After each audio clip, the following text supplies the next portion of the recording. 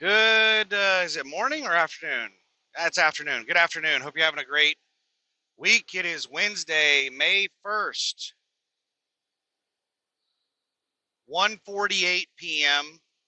Central Daylight Time, local time here in Oklahoma. I'm on I-35 southbound. I don't know what town I'm near. I just left Tonkawa and Blackwell, Oklahoma. They're pretty close to each other. I just delivered a load to the Tonkawa airport, and now I'm headed to the house, and I am so embarrassed um, because I have not been able to take a shower for the last 2 days. And I told the guys whenever I got there and we started unloading, I was like, I apologize. I haven't I haven't been able to get a shower in the last couple of days. I stink something awful.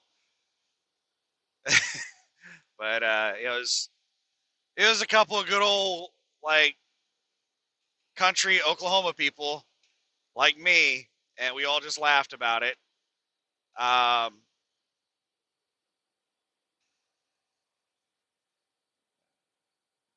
he was like, "Yeah, I was about to warn you about myself." But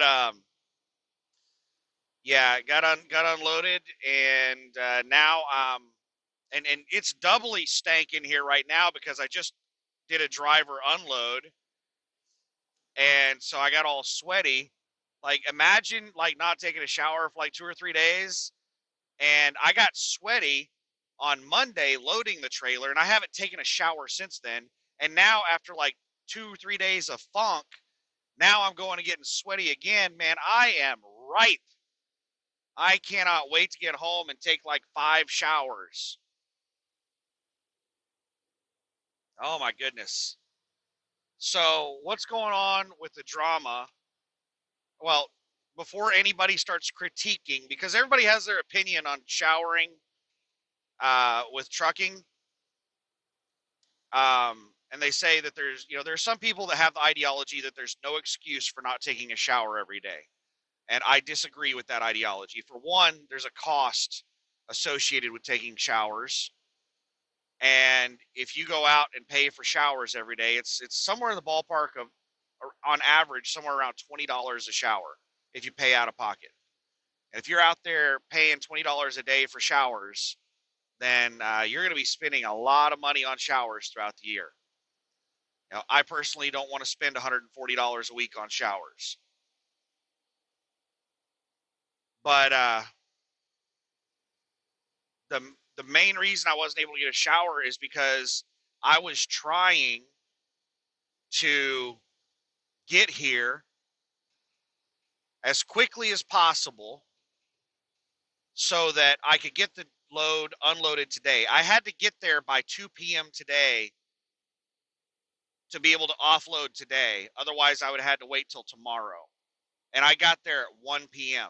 I got there 1 hour early, and I ran as hard, well, not as hard as I could. I only drove a maximum of 65. I didn't set my cruise above 65 the whole drive. So I could have, ran the speed limit of, like 80 miles an hour and gotten here way earlier, but it would have cost me a lot of extra money in fuel. And I just don't like driving that fast. It's much more dangerous. It's a lot more wear and tear on the tires. There's lots of reasons I don't like going over 65 or 70. I'll set the cruise up as high as 70 if I'm in a rush, but I generally don't set it above 65. So, yeah, and it just so happened that where I was stopping at the end of my drive shifts was rest areas or mom and pop truck stops or restaurants that just had truck parking. There was one night that I stayed at a Love's truck stop. Um, I think I might have stayed at a couple of truck stops. I can't remember all of my stops, but just last night I stayed at a Love's truck stop, and I really considered paying 20 bucks for a shower last night. And I was like, you know what? I'm going home tomorrow. I really don't want to spend the 20 bucks. I'm just going to make them deal with my stank. for one more day. um, but yeah, stayed at a Love's last night. But all my shower credits are with Pilot Flying J, and every time I ended my drive shift, I tried to find a Pilot Flying J to stop at, but there was not one close, to the place where I needed to stop, and I needed to run as efficiently as possible to be able to get here and get the load delivered today, so that I could go home today instead of tomorrow. So that's what we're doing right now. We're headed to the house. So now, what's going on with the drama with the driver load, unload, pay? Hopefully it's over and done with. I got an email yesterday. Just a second here. I'm catching up with a van that looks like it's going slower than me. Trying to judge their speed, see how quickly I'm catching up with them. They are not traveling at the same speed. Their speed is fluctuating, so they're not using cruise. So for anybody who doesn't know, I'm not going to re-explain all the drama. We had a tremendous amount of drama on this load with driver load and unload pay, and an agent, an employee at the agency, the person I'm working with at the agency, has been just extremely confrontational and rude. And I've even gotten Landstar operations support involved. All right, this van just slowed down a lot. Hopefully they're getting on this 412. This 412 toll road, this highway 412 we're about to drive past, is an extremely busy road. It cuts across from I-35. It cuts straight across to Tulsa. And it also goes past Stillwater, Oklahoma. I don't think I've ever been to Stillwater, but Stillwater is where Oklahoma State University is at. Are you serious? This four-wheeler's just racing to get in front of me.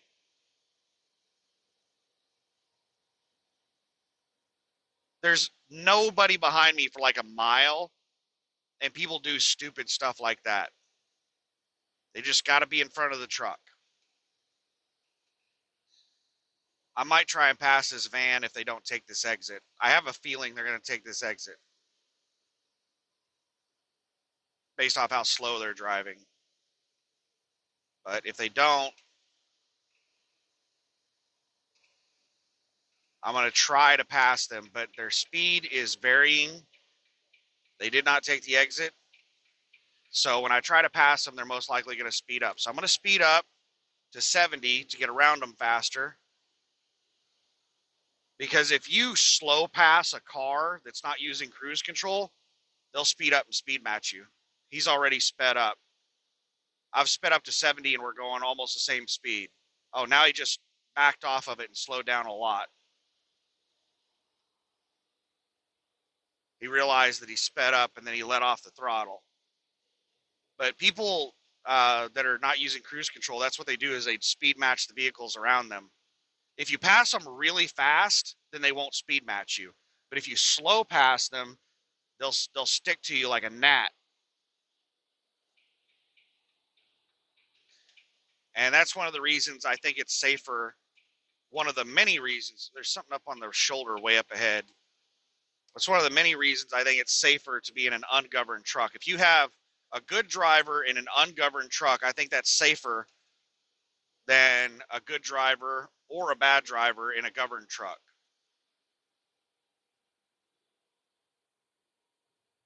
All right, Holvar's grabbing the left lane. I can't see what it is anymore. Or Halvor, not Holvar. Got it backwards.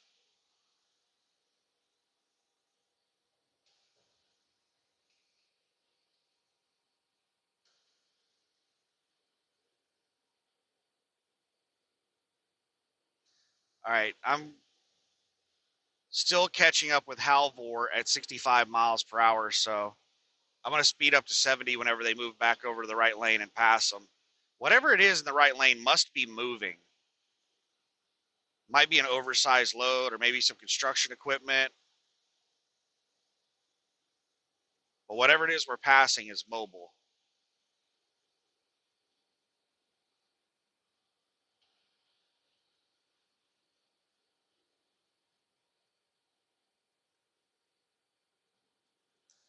So, yeah, anyway, there's just a tremendous amount of drama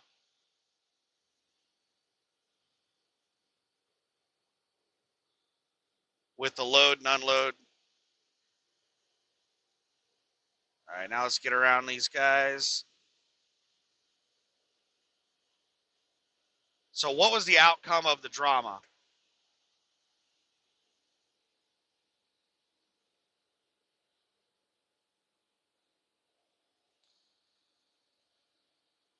Speed limit 75. I'm up to 73 right now, trying to get around them because we were out in that left lane for a long time. He moved over to the left lane way too damn early. It was a U-Haul on the side of the road. I thought whatever it was that we moved over to the left lane for was moving because it took us so long to get around it.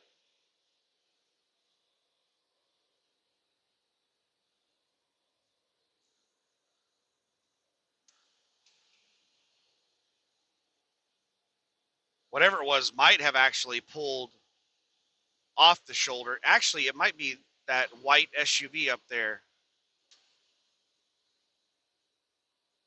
Looks like a DOT,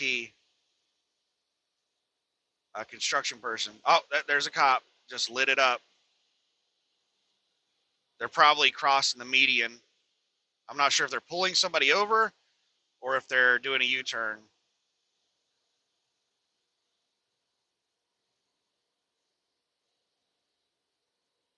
Ah, there's another cop just lit it up. The one that I thought looked like a DOT construction vehicle was actually a cop. And they're going to the median.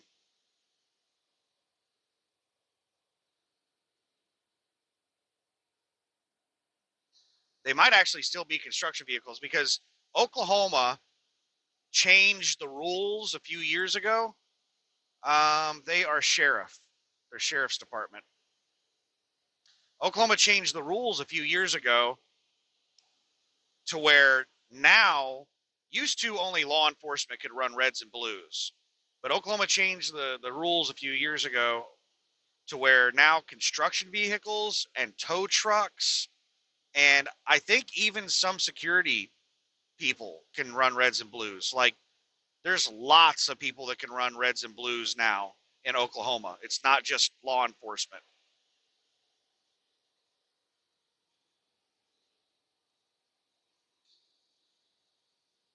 So, to rehash a little bit of the drama, one of the things that the employee over at the agency has been extremely, like, rude about is she's told me like 4 or 5 times that I have to call and confirm before I do something. Like, she got mad because I loaded the trailer without verifying with them first that the loading was approved. And they said they told me multiple times that whenever I get to the location to make sure that I call and verify that they still want me to unload the trailer whenever I arrive at the delivery location. They said, do not unload the trailer until you call us and let us know whether or not they still want it unloaded. So whenever I got there, well, before we get to that,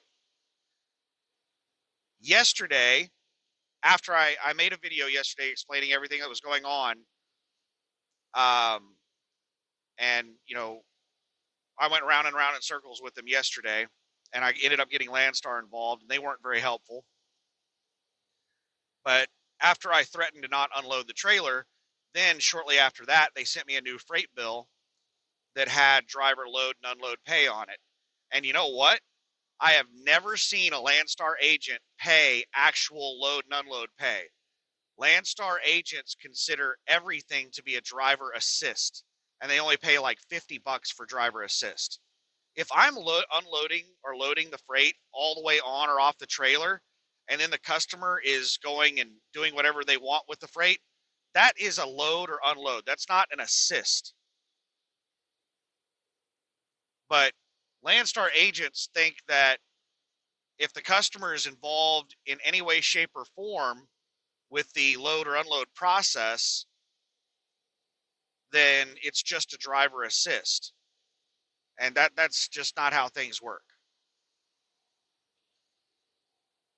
That would be like back when I first started trucking, I drove for Swift and I was on a Kmart dedicated account. And just a second here, this bobtail's racing to get in front of me. I got two cars on my left side, man. Are you kidding me? Are you fucking serious?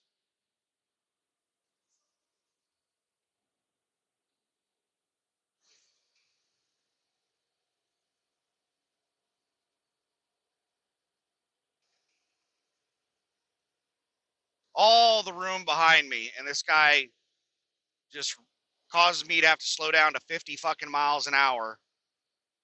Do these people not realize that they have to yield to traffic on the interstate? You can't just like pull out in front of somebody.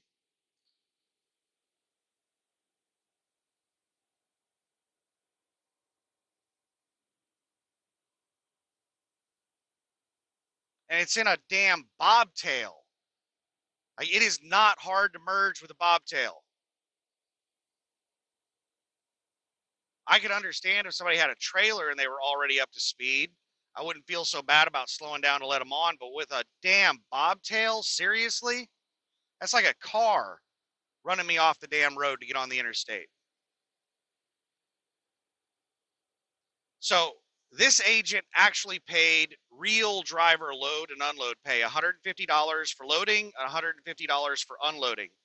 They sent me a new freight bill with a total of $300 for loading and unloading, which I think I only get 65% of that.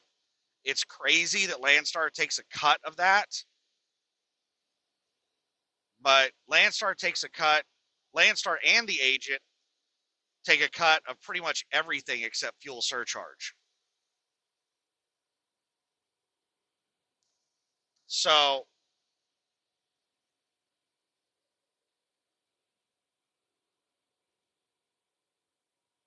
they just sent me the new freight bill and they said the load and unload pay has been approved. Here's your new freight bill. That's all the email said.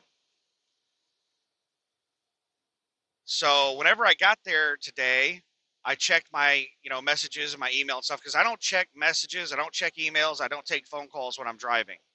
Whenever I stop, I check all that stuff. So whenever I got to the delivery, I checked all that stuff, and I found that the employee over at the agency, Kelly, sent me an email asking me if I was delivering today or tomorrow. So I had to call and because they told me multiple times to call before I start unloading and verify that they still want the driver unload. So I told the customer, just a few minutes before we unload, I have to call and verify something with the agent first. And I'm, double checked with them and said, you guys still want me to unload it, right? They're like, yep.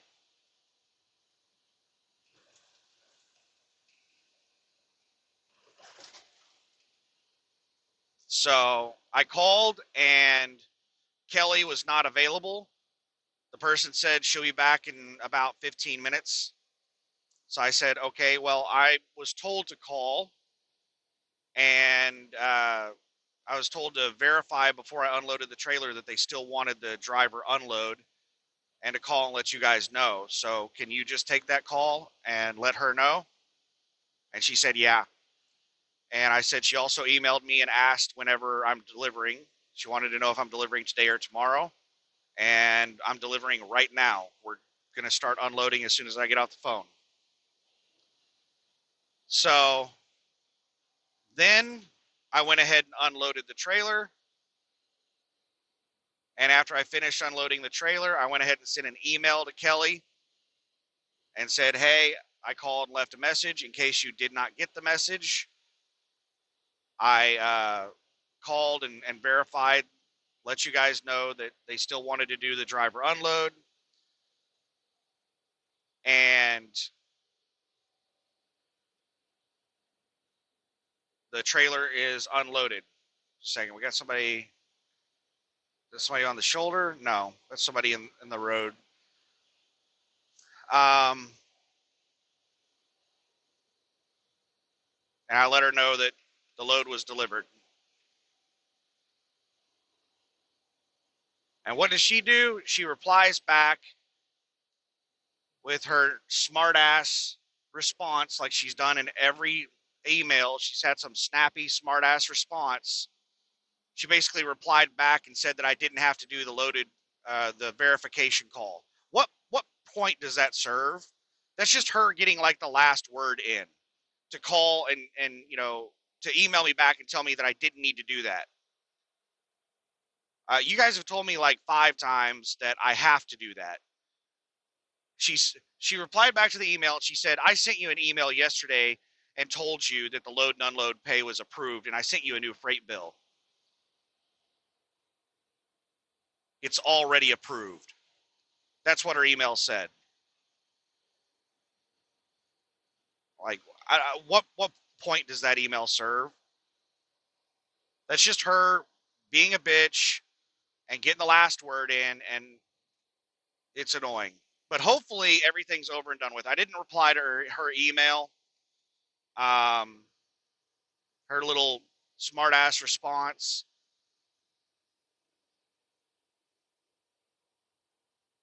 The load's delivered. I'm going to submit the paperwork for the load once I get home. I did not submit it at the customer because the guy was waiting for me to leave so that he could go to lunch.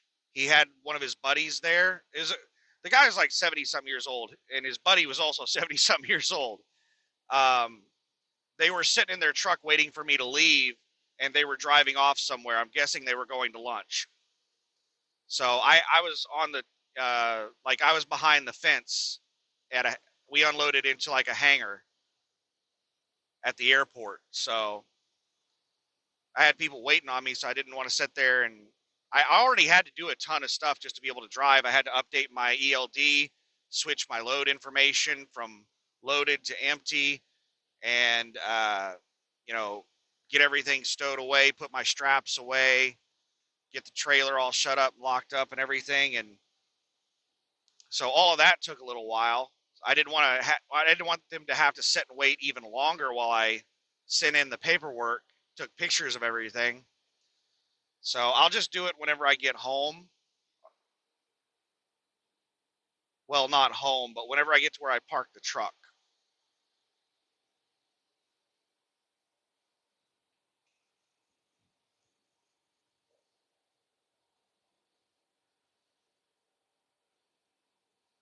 But hopefully all that drama is over and done with.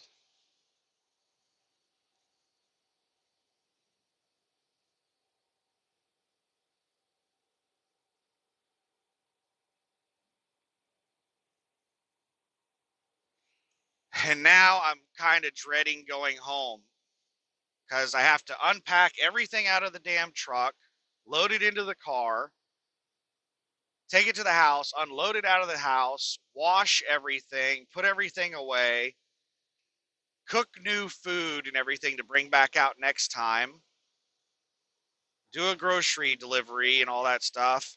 And I also have to order that air conditioning unit. I have to go get a DOT medical done. And then I have to plan and design that APU install, the air conditioner install for the APU, and then actually install it. I'm just not looking forward to all that. That's going to be a pain in the ass. I mean, it's not hard. It's just going to be time consuming. All right, this box truck in front of me just threw their four ways on. Looks like we're coming to a stop around this corner. Might be an accident.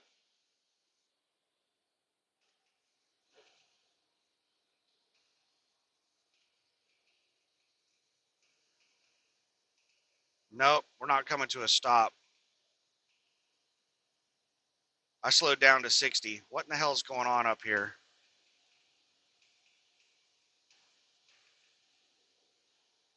All right, I'm speeding back up to 65.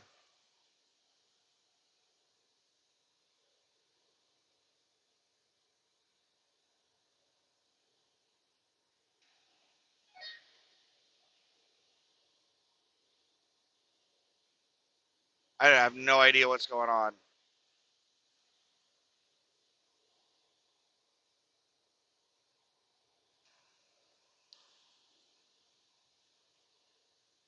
All right, we got the cruise going again. That truck with their four ways on, they're moving really quick, so I don't know why they've got their four ways on. You should not be driving down the road with your four ways on.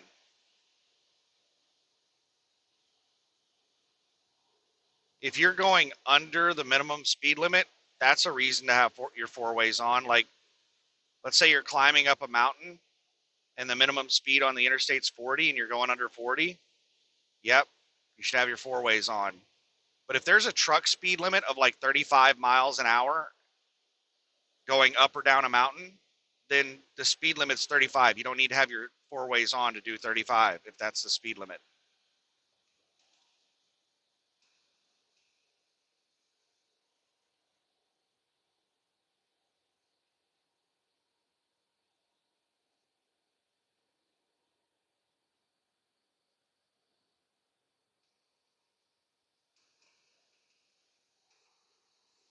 So yeah, I've got a ton of crap I need to do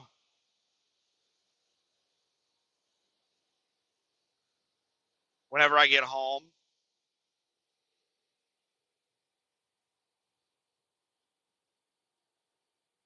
They turn their four ways off. Maybe that's the reason all those cars were slowed down. Maybe that truck was on the shoulder and they pulled off the shoulder with their four ways on. Maybe that's the reason all that traffic was clumped up and moving so slow to where it looked like we were coming to a stop around that corner.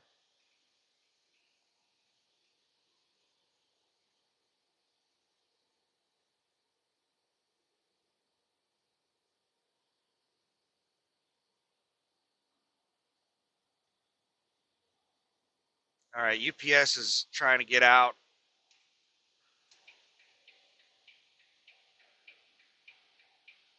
I've got plenty of room to move over, so I'm going to give them some room.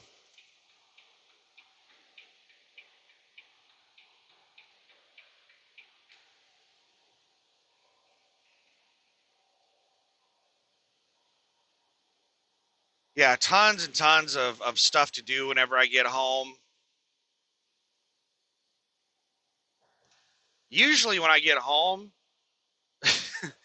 like I won't do anything for the first couple of days because I dread, doing all the stuff. So I'll just get home and be like, I'm not doing anything yet. I'm gonna relax for a day or two. That's usually what I do when I get home. And then relaxing for a day or two usually ends up turning into 3 months. It's like, yeah, I don't feel like doing anything today. So just a second here.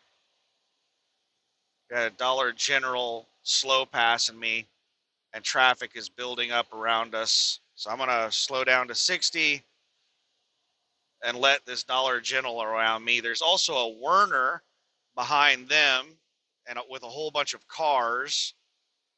Don't hit me. Trying to let you around. Calm your ass down.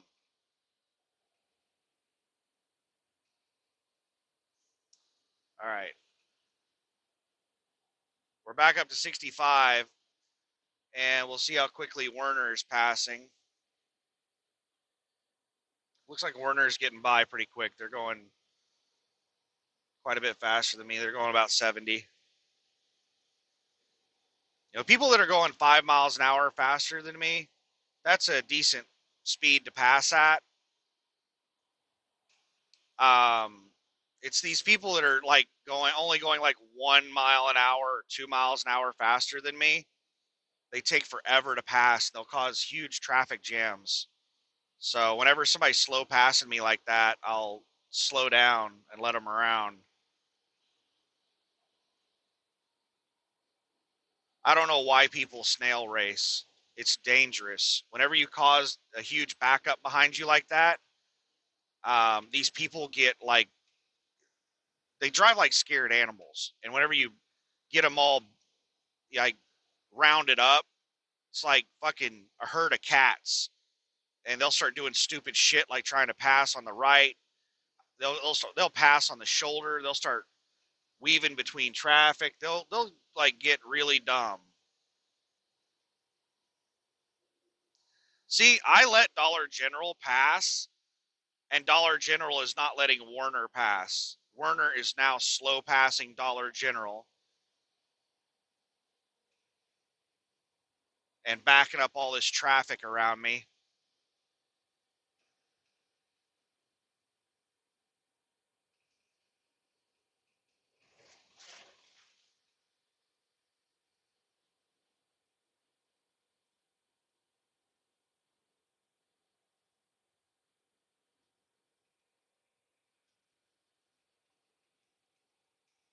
Oh, I might swing into Brahms on the way home. That sounds good. I'm gonna grab something to eat on the way home. I've mainly been eating just the food that I brought with me. There've been a couple of times where I've like gone to grab something at the truck stop or at a one of the fast food places at a truck stop or something like that. But every time I get in there and look at the prices, I'm like, nah, I'm not paying $10 for a hamburger. I'm not paying $20 for a hamburger and fries. I have done it a couple of times. I went down to a Burger King. I thought the prices at the Burger King would be reasonable because the Burger King was not actually at the truck stop. It was a Burger King I had to walk to that was near a truck stop. It was only a couple 100 feet away from the truck stop, but their prices were crazy. I got two Whoppers and an onion ring. Two Whoppers and an onion ring, and it was $21. I'm like, fucking what?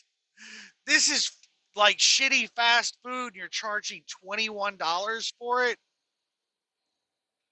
It's crazy. I said that to the cashier, and he's like, "Yeah, man, the prices are like absurd." He said, "What you have to do to get decent prices is you have to use our app." He said, "If you use our app, the prices are reasonable. But if you just come in here and buy stuff off the menu, man, it's man, the prices are." he, he was agreeing with me that the prices were crazy. So I also bought Carl's Jr. I got a guacamole bacon burger and an onion ring last night because anytime I get near a Carl's Jr., I like I love Carl's Jr. That guacamole burger, oh my goodness. I haven't had one in so long. I got up there to the register and I'm like, do you guys have another guacamole burger? Because there's a guacamole burger that I really like, but I didn't think it had bacon on it. And he's like, no, that's the only one we've ever had. I'm like, well, that must be the one. Let's do it.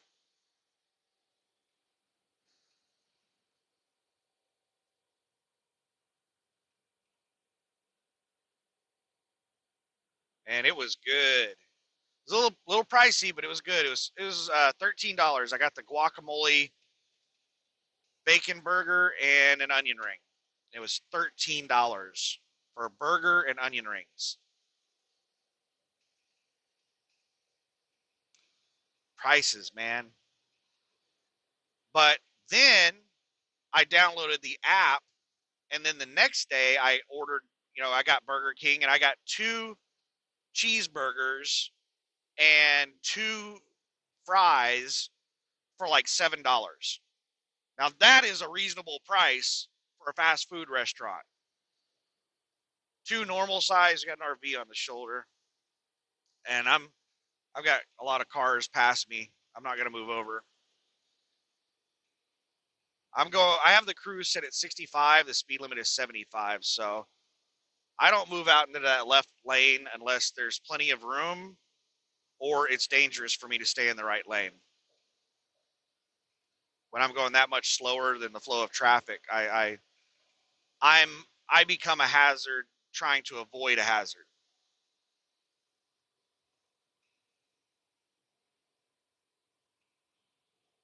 But yeah, that's apparently the trick these days is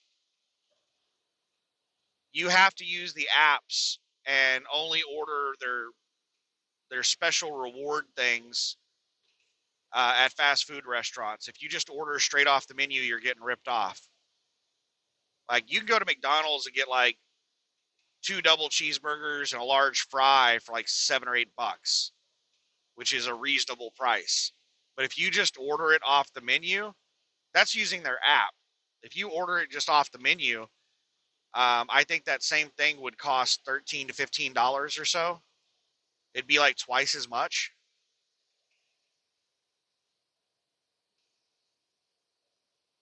So yeah, all these fast food restaurants are pushing people to using their apps.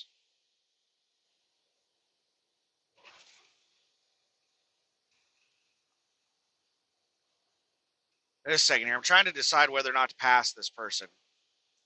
We're going over a tiny little hill, and I don't know if they're going slow because of their weight over this hill or if they're just slow.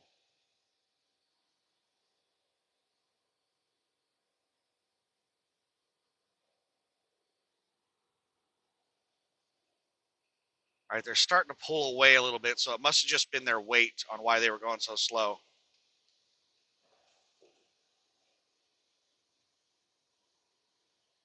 There's not much in the way of mountains or hills on I-35 in Oklahoma. The only decent size mountain or hill we have on I-35 in Oklahoma is down in southern Oklahoma. We have a decent sized hill that you drive over. Nothing to brag about, but that's about it.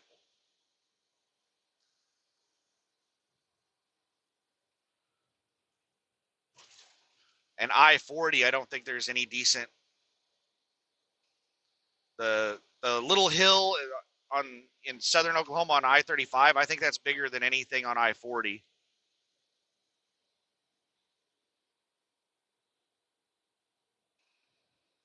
I can't think of any interstates in Oklahoma that have decent grades. I think that one on I-35 in Southern California is the steepest grade on any interstate in Oklahoma. Oklahoma does have some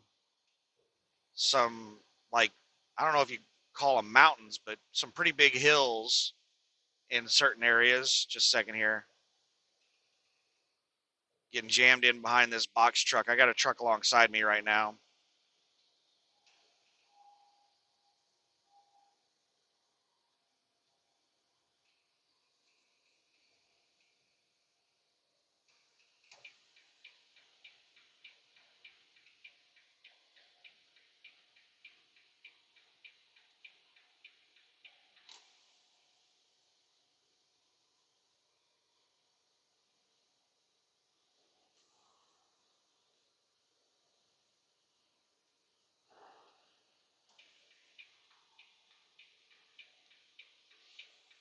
But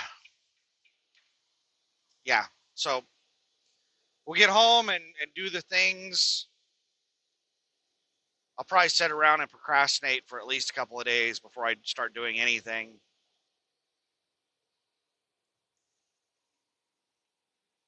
Right now, the only thing that I really need to decide is what I'm going to grab on the way home for food. That's always something I really look forward to is whenever I get home, like everything's available, almost everything, because I stink so bad, I'm not willing to go inside somewhere to grab something.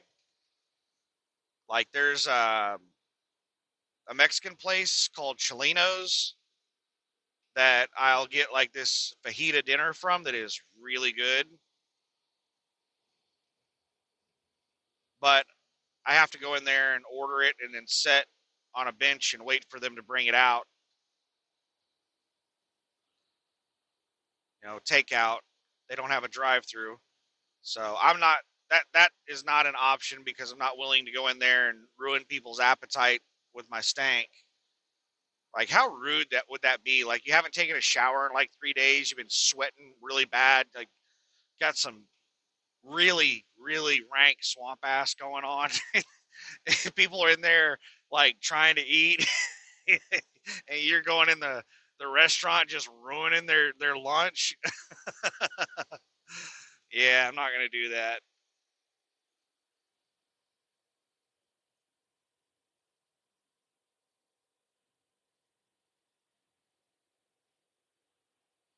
So drive through only. Right now, here's what I'm thinking: either Brahms or Panda Express. Now, some people like don't like Panda Express. They think it's a nasty, Chinese, fast food Chinese restaurant. But here's the thing on fast food restaurants. Um, some places you have employees that are poorly trained, they have poor work ethic, they're poorly managed, and they don't do things properly. They will serve you old food and they just don't care. Like, they don't care. And so some of these fast food places are nasty to eat at. And then sometimes you'll get to a fast food place that has like employees that actually care about their job and they do things correctly. And you eat at Panda Express and it's like, wow, this is good. The same thing goes for like McDonald's. If you go and order at McDonald's and you get food at one of these restaurants that has people that hate their jobs, they never clean the drink fountains and they never do anything they're supposed to do as far as cleanliness and throwing old food away and stuff like that. Oh my goodness, it's nasty. I worked at McDonald's in high school, and the McDonald's that I worked at, we won the like regional award every single year for the best McDonald's in the region. And we did everything by the book. Like, I closed almost every night of the week the whole time I worked at McDonald's. And we would clean the drink fountains. Well, I would take the drink fountains and the ice cream machine and everything apart. We broke down everything every night and cleaned everything.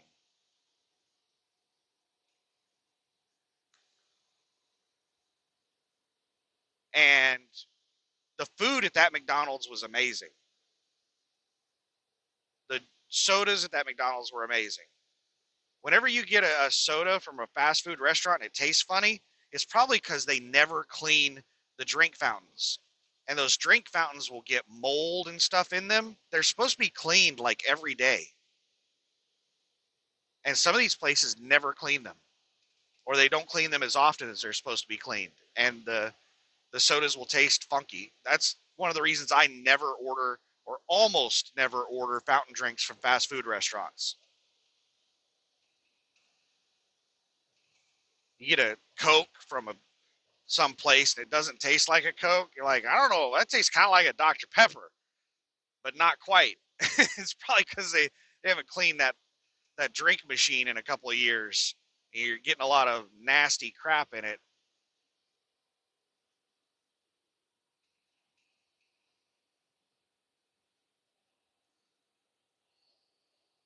But the Panda Express over by my house, usually, usually it is really amazing. But sometimes the rice won't be cooked all the way, and you'll get like crunchy fried rice. Not because it's overcooked, but because it's undercooked. Um, or you'll sometimes get food that's been left out a little bit too long. But usually it's amazing. And the teriyaki chicken is what I always get. Oh my goodness. The teriyaki chicken at the Panda Express next to my house is amazing. So I'm trying to decide between Panda Express and Brahms.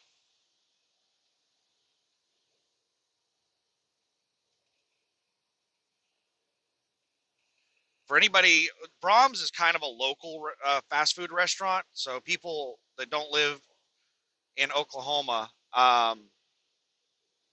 Brahms is their big marketing thing is that they basically grow all of their own stuff. Brahms has their own dairy farms, their own, I think they grow their own vegetables and stuff like lettuce, tomato, onions, all that stuff. They make their own milk and cheese and all that. So almost everything in the store that they use to make your food with, they grow themselves. And the Brahms fast food restaurants are also like miniature grocery stores. They will sell, Brahms has their own food brands where they sell milk and eggs and, all the stuff they grow on their farms. And I used to always buy because I love milk. I really, really, really love milk. That's almost all I drink is milk. And I'll drink like 2 or 3 gallons of milk per week, if not more. And I used to exclusively buy my milk from Brahms because it tasted the best. But Brahms has been trying to appease non-milk drinkers. They've been trying to attract, I don't know why companies do this. Why would you change your product to try to lure in people that don't like your product and risk losing your existing customers? Like, why change your product to try to appease people that don't like your product? Why? I don't understand that. But what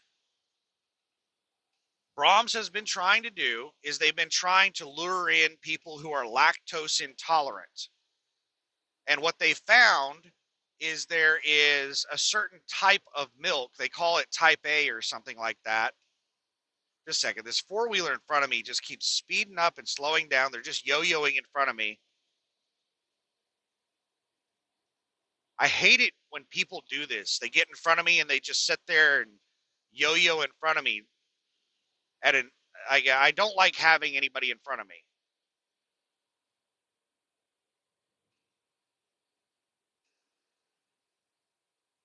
But so they what they did is like certain cows produce this type A milk that is supposedly it doesn't upset your stomach as much, so it's good for lactose intolerant people. Um,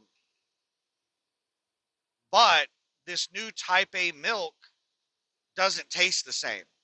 It has a lot less flavor. It's really bland.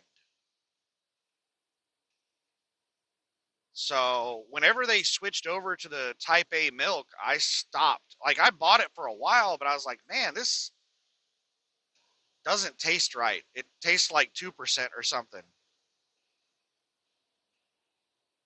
But yeah, I stopped buying Brahms milk a couple years ago whenever they switched over to basically all of their milk now is the type A milk.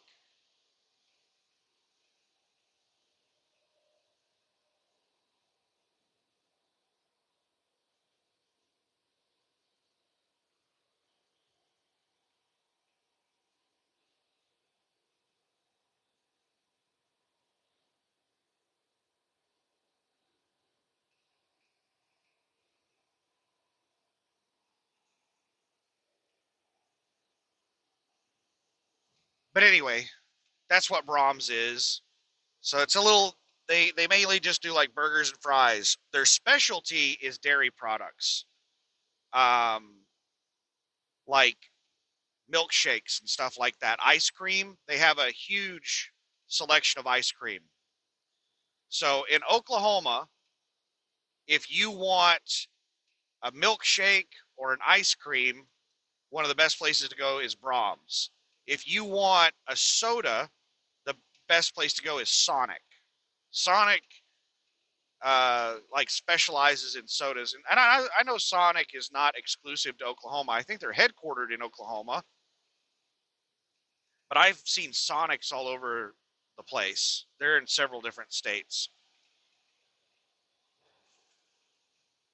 But they specialize in like sodas and soft drinks. So if you want a cherry limeade or a Dr. Pepper with cherry, or a cherry vanilla Coke, they will add, vanilla or cherry or whatever to whatever soda you want.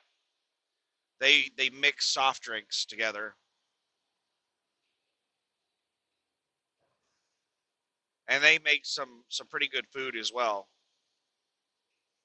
But it's location dependent, like a lot of fast food places.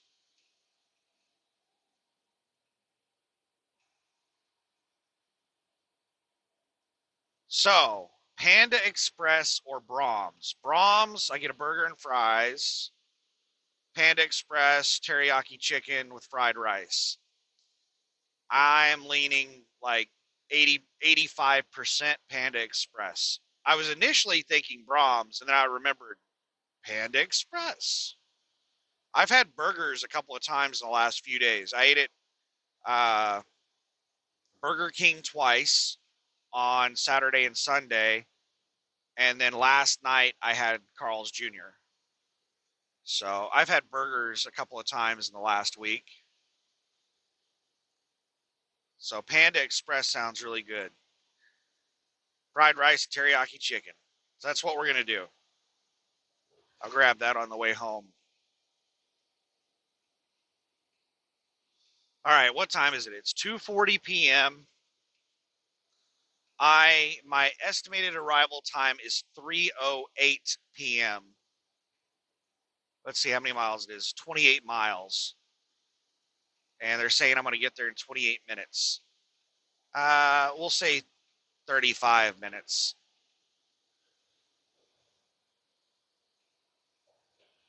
So I'll get there. A second here. There's a car at the end of the off ramp on the shoulder, and this truck's racing to get in front of me.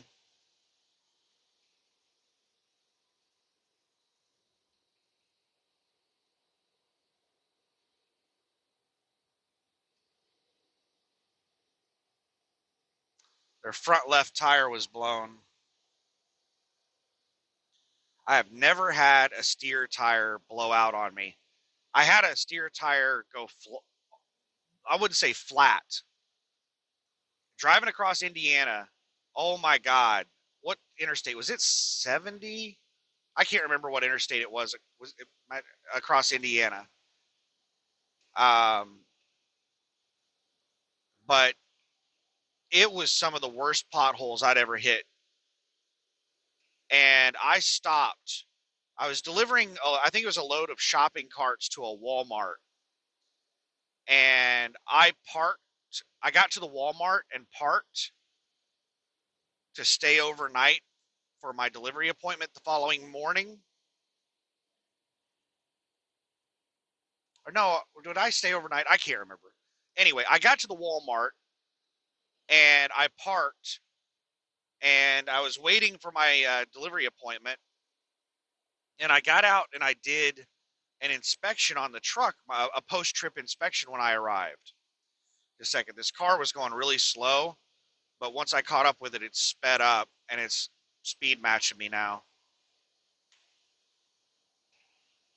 Now it's slowing back down again. All right, we're going for the pass. Let's see what they do when I get out in the left lane. They're still going slow. Still going slow.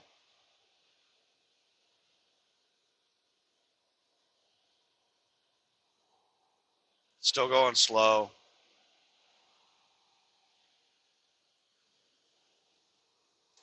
All right, now we're getting back over in the right lane.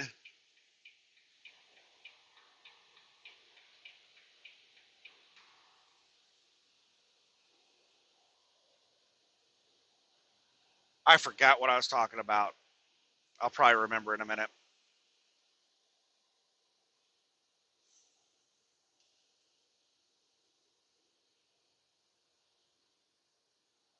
Oh, I was estimating what time I get there. Okay, so yeah, I'll get there probably about 3:15, but I need to do a few things before I leave there.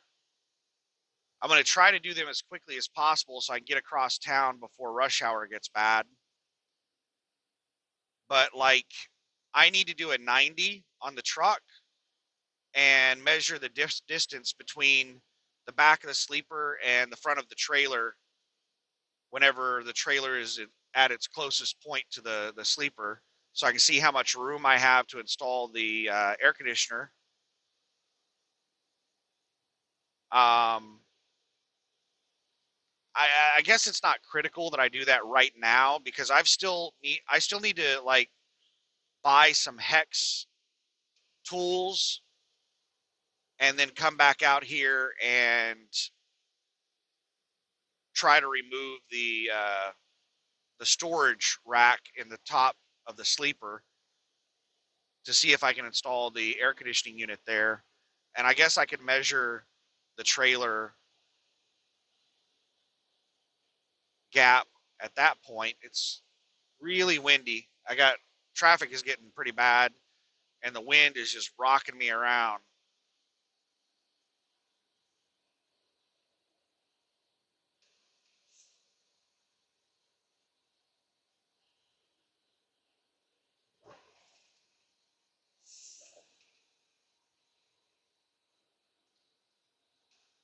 But yeah, I've got a few things I need to do. I got to pack up the car with all the crap from the truck. I'm probably going to go ahead and record until I get all the way to the place where I parked the truck. So this is going to be a long video. It'll be another 30 to 40 minutes.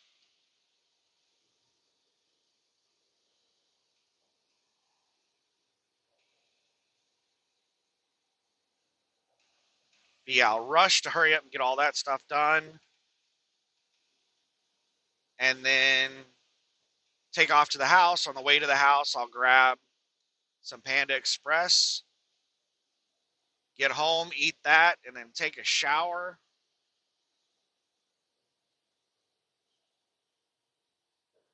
And then probably take another shower. Like, I'm going to have to take, it's going to take a really nice shower to get all this funk off of me. I stink something awful. Like, I smell so bad, it's embarrassing. I really don't want to be around people right now and somebody smell me. It smells that bad. All right, I'm going to stay in this lane because I think I actually need to move over one more lane to the left. I think that right lane goes exit only here in a minute.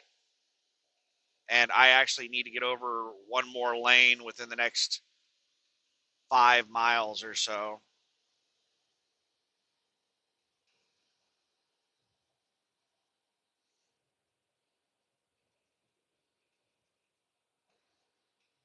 44 toll road, 1 3/4 mile. Why in the hell are they marking Interstate 44 as a toll road right here?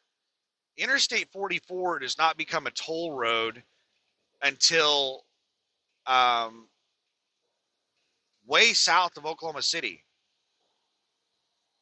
Like it's like 15 miles or so south of here that 44 becomes a toll road. Like you can take 44 all the way over to Interstate 40 and it's not a toll road. Why in the hell would they advertise that Interstate 44 is a toll road right here? It's a long ways until it becomes a toll road. Oh, eastbound. Never mind, never mind, never mind. Completely disregard everything I just said. Inter 44 eastbound does become a toll road like immediately. 44 westbound that going through town does not become a toll road until you get to the other side of Oklahoma City. So basically, Interstate 44 is not a toll road in Oklahoma City, but once you get out of Oklahoma City, it becomes a toll road in both directions.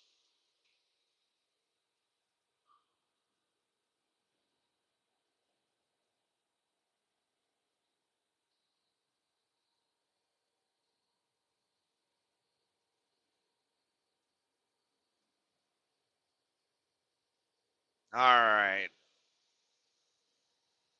Now we got 44 and 35 all merging together here.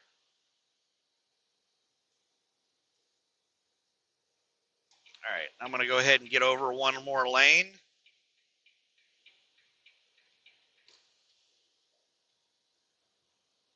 And it's either this lane or one more lane to the left that I need to be in within the next 4 miles. I just had a really big gust from left to right that blew me into the. I went a little bit, like a couple inches into the right lane.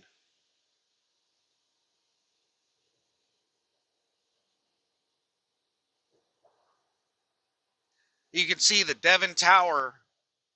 It's way taller than any of the other buildings in downtown Oklahoma City. Is it the Devon Tower? I think it's called the Devon Tower. Not 100% on that. But they're talking about building one of the largest skyscrapers in the world in Oklahoma City. And I don't have any idea why in the hell they would do that. I just read a news article not too long ago that said that it was approved. Like they approved the construction of it. Now I don't know like if it's actually going to happen. There's a second here. People are trying to get over to exit on Interstate 44.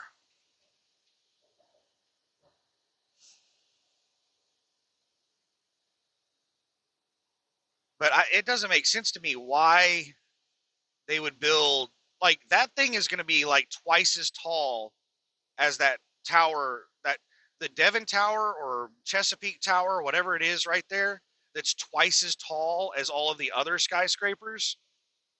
That new skyscraper that they're talking about building will be like twice as tall as that thing. It's ridiculously tall. And everybody I've talked to about it has been like, why in the hell would they do that in Oklahoma City? There's just no justification for it. The reason you build upward is because of limited space and the cost of land. Like in New York City, land is incredibly expensive and there's very little space. There's just so much shit there. It's way, way, way overpopulated. So they build upward. Oklahoma City has plenty of open land all over the place.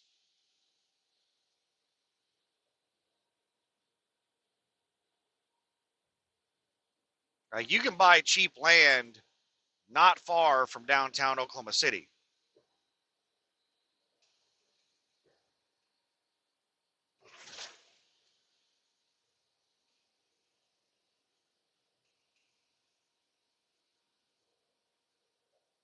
I don't know. I haven't. I'm sure that there is some kind of reason behind it that makes sense, but I have not heard why they want to build it. Keep left to stay on I-35 South.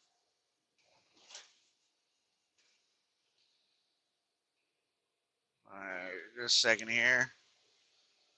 Continue on I-35 South for 7 miles.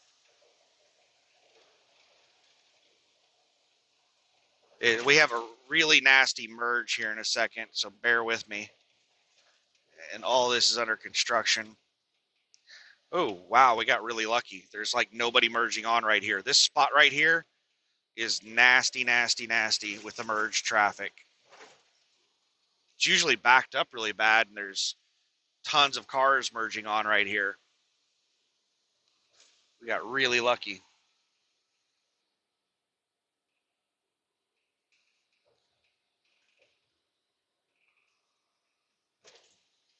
There's like a damn theme park going through here, just back and forth, up and down. I feel like I'm on a roller coaster.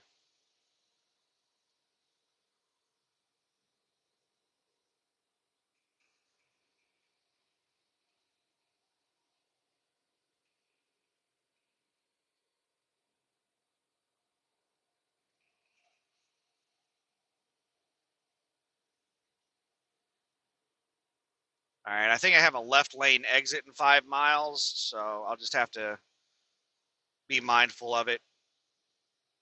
I don't travel any route often enough to memorize. Like, even the roads here in town, I don't travel this road often enough to memorize it. Maybe once every 6 months or so. I have a rough idea. That's about it.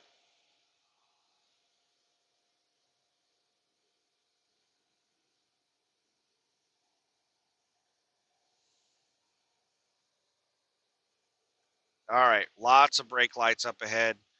Looks like we're coming to a complete stop at the top of this hill.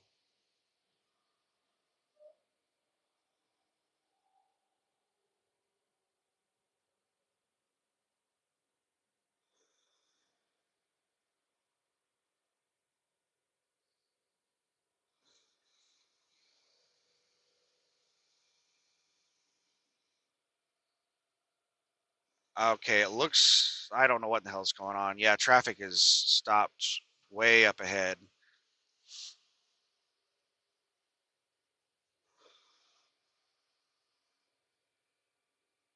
So it must have just happened because Google doesn't have anything yet.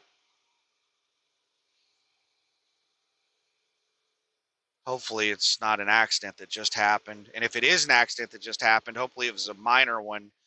It's like off the road and it's not blocking the road.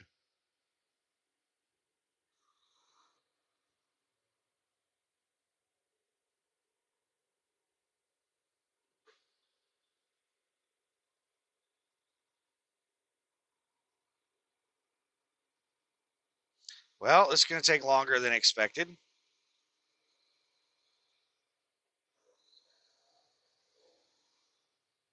All right, we're speeding up quite a bit. So maybe there was like some incident that happened and it just caused traffic to like stop suddenly and then it cleared up. Now we're everybody's starting to move again. It'll cause an accordion effect with heavy traffic.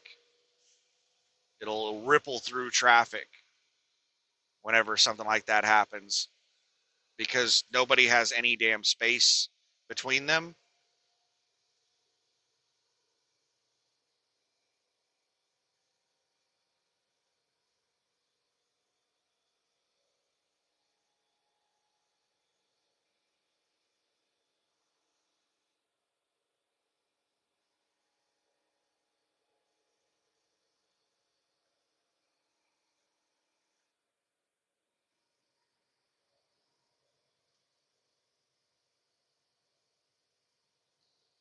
But we're moving decent now. Looks like there was probably just something that happened. Maybe somebody stopped in the road to take an exit or something and they just caused everybody around them to have to stop.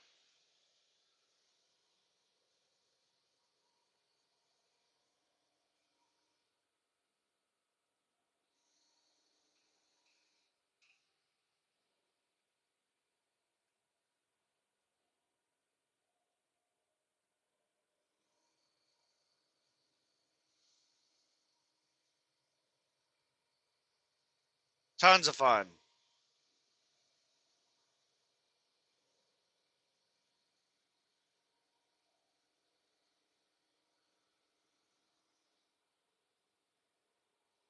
I don't know why things happen. They just happen.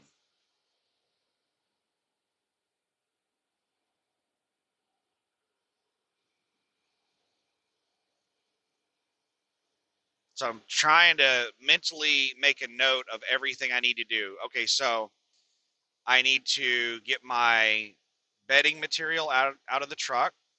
So what are the things I need to pack into the car? My bed, I need to strip my bed, take all that, grab my dirty clothes hamper or my bag for my dirty clothes.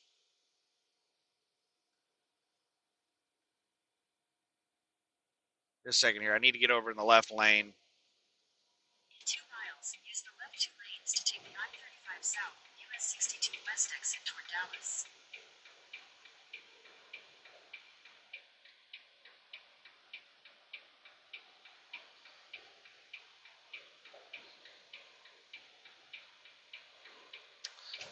No cars letting me over. They're all just past me over on the left.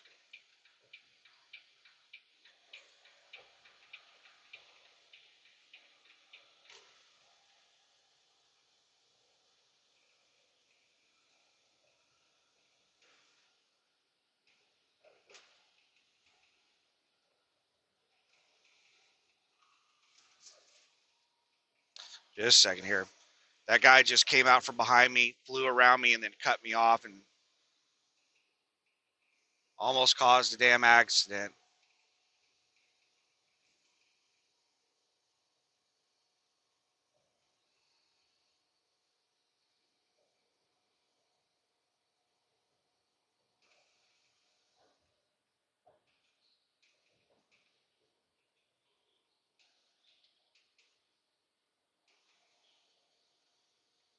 Stupid people.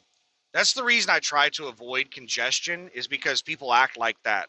If you if you have lots of space around you, then people will calm down. Whenever they start getting congested and getting boxed in, it's like herding cats. They act like scared animals and they'll start freaking out and doing shit like that. So I try to keep as much space around me as possible to allow people to move around freely, because when they get caged in, they start acting like, an animal that's been cornered.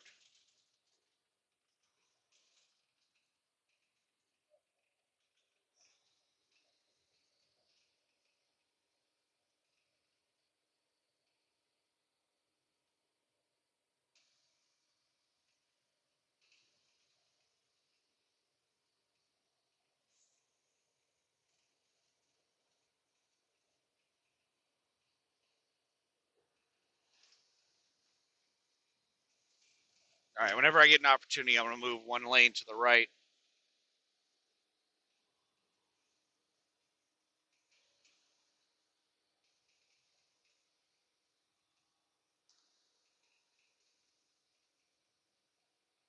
Sorry, I'm just giving the, play by play. I'm just over here John Maddening. Well, if you cross the goal line, you score a touchdown. All right, we got an opening.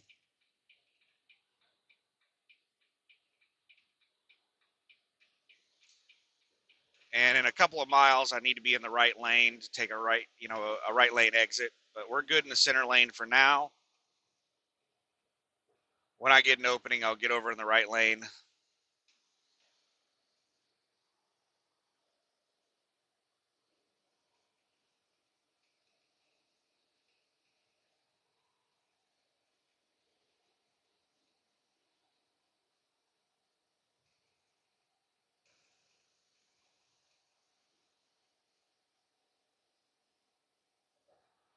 All right, so I need to scan in the documents and submit the trip, load the laundry, load um,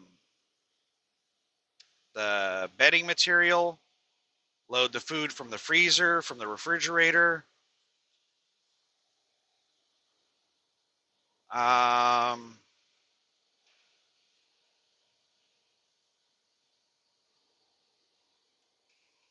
what else? What else? What else? What else?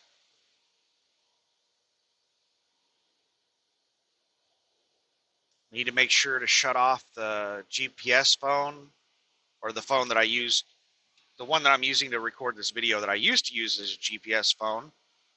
Now I use my main phone for just a second.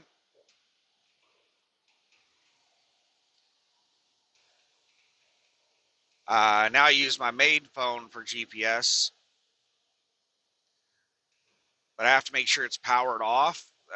The phones that I leave here in the truck, because it gets really hot in the truck, even if they're powered off, they'll sometimes pop the batteries. And what really ticks me off is the tablet. I have my tablet powered off, but the screen is still like turned on, even when the tablet's powered off.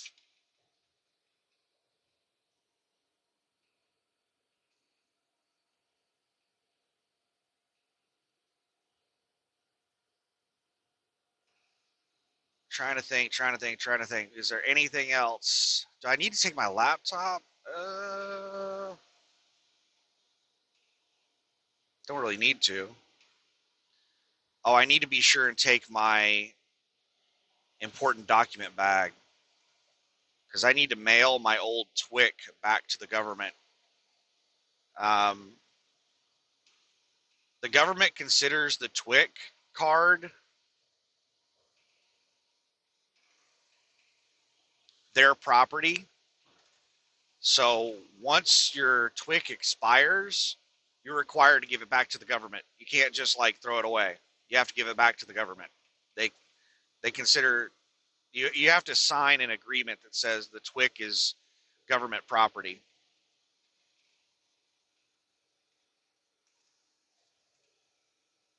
So I just renewed my TWIC, and I tried to take it down to a TWIC,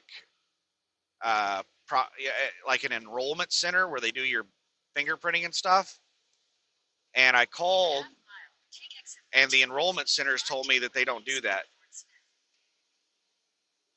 even though that's like, just a second here. This is my exit. That's what the website for the TWIC says to do, is to either drop it off at an enrollment center, or just a second. We got stupid people jumping across 3 lanes for exits.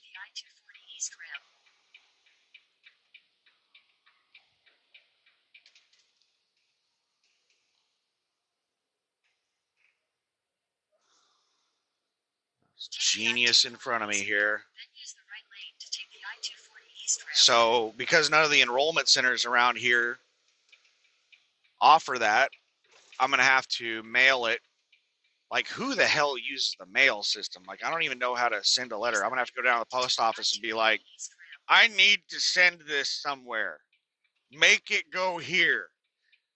Do the things. Here's my card. I'm gonna have to caveman it out at the post office, and they're gonna have to like tell me how to mail the card to the government.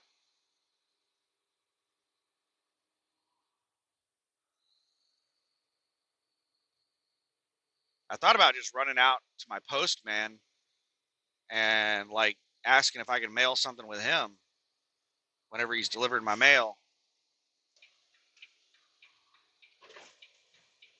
This is a really, really, really, really dangerous interchange, and you can probably see why. It is like one of the dumbest designed interchanges I've ever seen across the entire country. And I think I've talked about this before in videos, but it's that right there is a really well-known dangerous intersection or interchange for Interstate 240 and Interstate 35, and like all the locals know about it. Everyone who drives through that knows how bad it is, and it's been like that ever since I've lived in Oklahoma City, from since back in the 90s. And the rumor that I've heard since back in the 90s is that the way they designed that interchange was that, all right, it looks like we're coming to a stop here pretty soon. Traffic is completely stopped at the top of that hill, it looks like. Um, they did some kind of contest, and they let the engineering department at the University of Oklahoma design it. So there's a bunch of students in an engineering class, people who weren't qualified to do the design that were designing it based off of theoretics, like theoretical bullshit, not realistic, not reality, but theoretical things, like designing roadways based off of like theoretical things is completely useless because people don't drive the way they're supposed to. Theoretically, if people drove the way they were supposed to, every intersection would be a roundabout. Take exit 6, then turn left onto South Bryant Avenue. But roundabouts don't work worth a shit because people are aggressive and they defend their place and they don't have space in between them, so they just don't fucking work. So that intersection back there, that interchange, was supposedly designed by a bunch of dumbass students. Like, just because somebody's taking a class doesn't make them qualified to do something. Like, would you like to get an operation performed on you by somebody that like was in med school? It's like, yay, I'm in med school. Awesome. Do my heart surgery.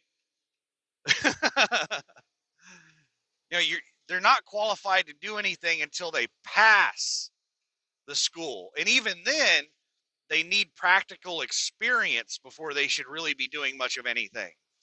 They're still like an apprentice even after they finish their training.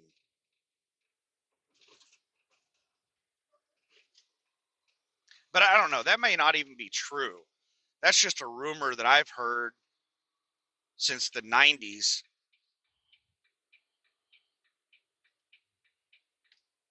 All right, so I need both lanes to make the right turn. So we're going to get over in this right lane. We're going to go really slow and let everybody go around us.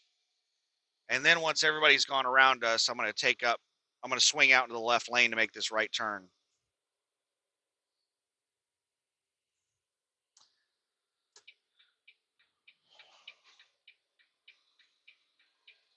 Turn right, then your destination will be on the right.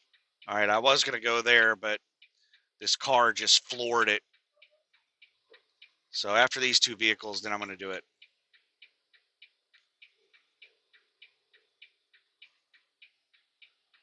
All right, here we go.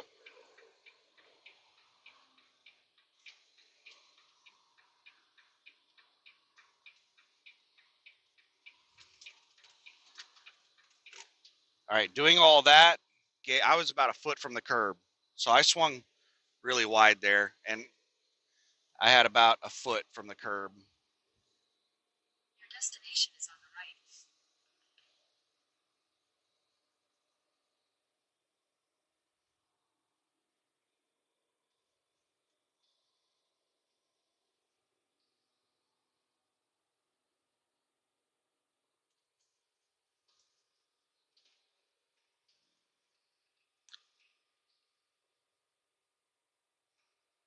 All right.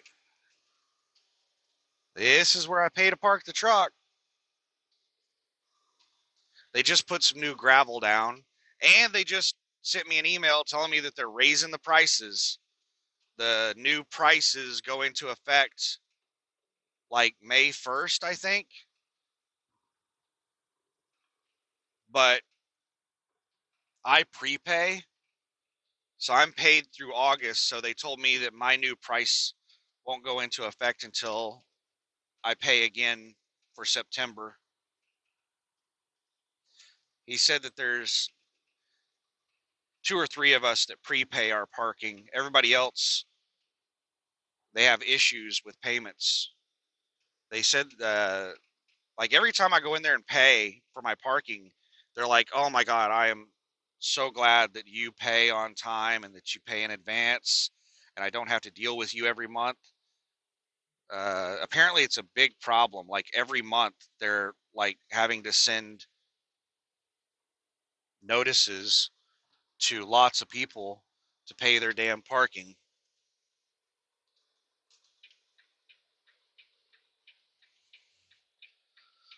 Oh my goodness. Let's see here. Is it this space? Next space? Okay.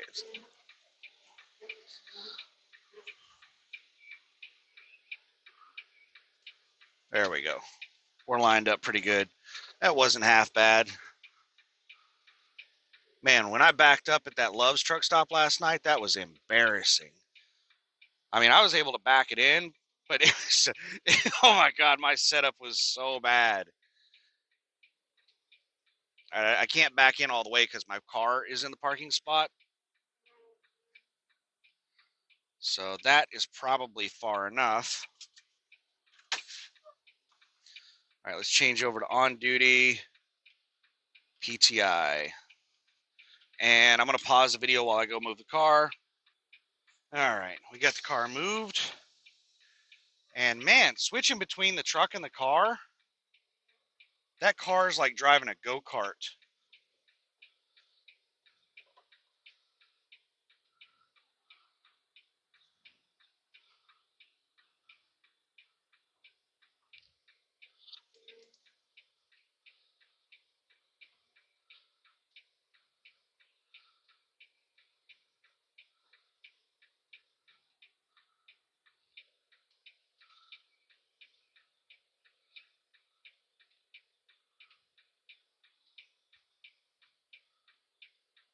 All right, let me see how close to the back of my spot I am. I guess I'll take the phone out. We'll go wander around together.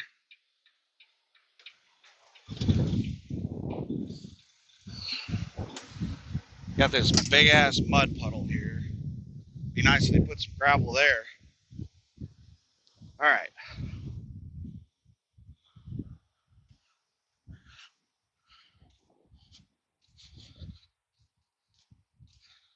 They don't. All right. I'm going to come back another like 2 feet.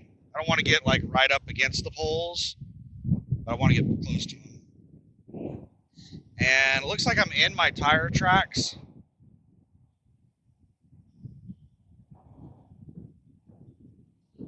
So there's no lines,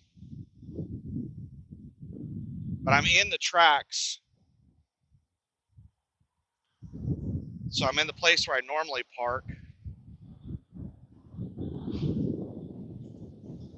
Let's just double check from the front that I'm in my lines.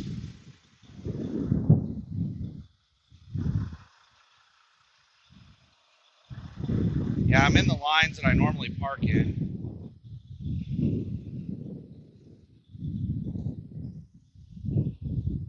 That guy has plenty of room in his spot.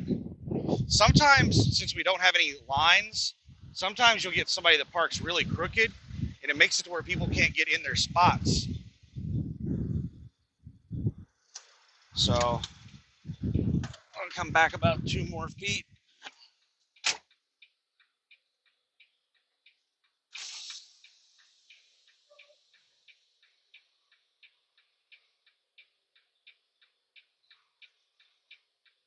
All right, that should be good enough.